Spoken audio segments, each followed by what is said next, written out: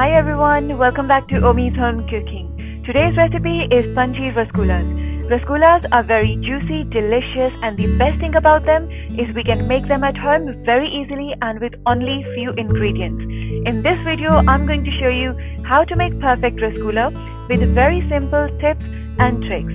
And if you're new to our channel, then please subscribe us and click on the bell icon to get notification of all the upcoming videos.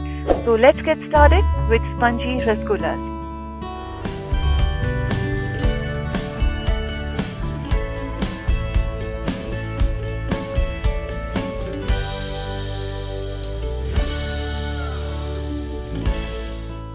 To make rasgullas, first of all I'm going to boil 2 liters of whole milk or full fat milk on low to medium flame.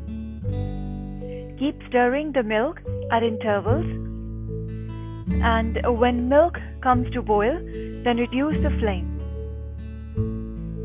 Add 3 to 4 tablespoons of lemon juice, or you can also use vinegar to curdle the milk.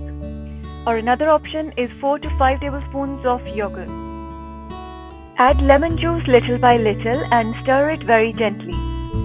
As soon as milk curdles, switch off the flame. Now pour the curdled milk in the cotton or muslin cloth lined strainer or a bowl. Using 2 to 3 cups of water, wash it to get rid of lemon flavor, and it will bring the temperature down as well. Now gather the muslin from the sides and rinse the chenna. Now squeeze the muslin with your hands very well as the excess water is drained from chenna. Remember, there should not be excess water or moisture in the chenna, as then the rasgulla will break while cooking. You can either place the heavy weight on the chenna for 7 to 8 minutes, or you can also hang the chenna for about 30 minutes.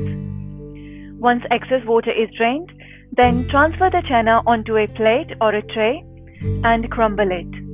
Please note that chenna should not have too much moisture or it should not be too dry. Once it's crumbled, then use your palm to knead the chenna. We need to make it quite smooth.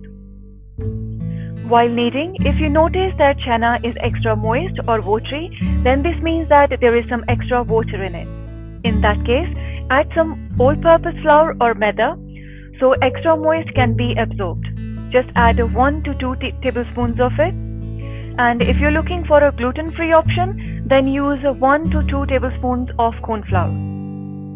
If the chenna looks crumbly or dry, then this means that there is less moisture in it. So to correct that, you can sprinkle 1 to 2 teaspoons of water while kneading it. This will add moisture and it will help in binding as well.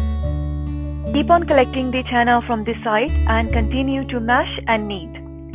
It will take around 8 to 10 minutes to knead chenna, which should be able to come together without breaking or falling apart. As you can see, it's now coming together and becoming a really smooth dough.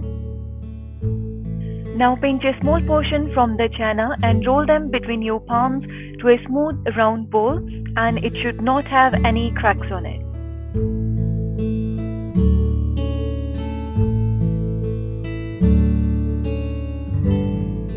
Cover the chenna balls with a moist muslin or kitchen towel and keep them aside. Now we need to prepare sugar syrup, and for that take 1½ cup of sugar in a large pan, 3 to 4 pods of cardamom to give them light flavor, and 3 cups of water, and cook them on medium to high heat. Stir to dissolve sugar, and once it starts boiling, then add rasgullas gently into the sugar solution. Put the lid on and let it cook.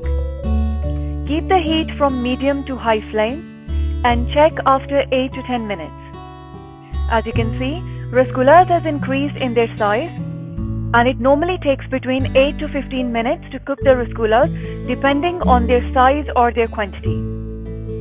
To check if rasgullas are ready or not, take a rasgulla and place it into a glass of room temperature water.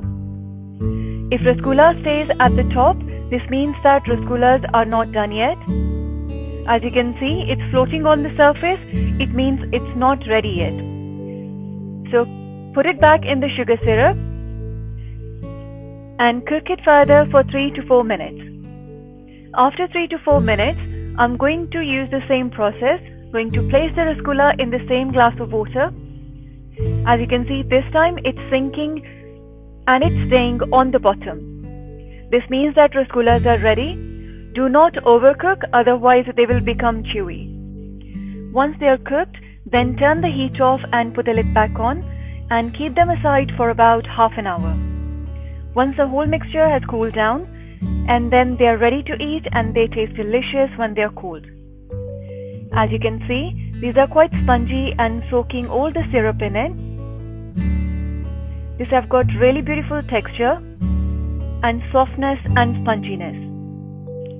I'm going to put this squeezed rasgulla back in the syrup, and in just few seconds it has absorbed the juice again, only because it have got perfect sponge. Just by following these very simple tips and tricks, you should be able to make rasgullas in your kitchen as well. And if you have enjoyed this video and if you find it useful, then please don't forget to hit the like button and subscribe our channel. Make sure to click on the bell icon as well to get the notification of all the upcoming recipes. You can also choose to watch our next video or a playlist from the screen, and you can subscribe our channel using the link on the screen or link mentioned in the description box. Thank you so much for watching this video. Stay healthy, stay safe.